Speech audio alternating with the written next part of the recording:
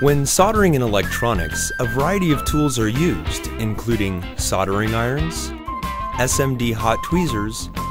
and desoldering tools, all with a wide variety of tip geometries and nozzle sizes.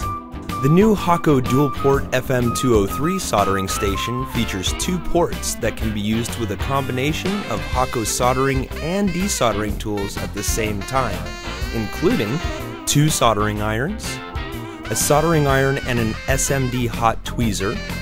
a soldering iron and an SMD mini hot tweezer, and a soldering iron with the Hakko FM203 desoldering system.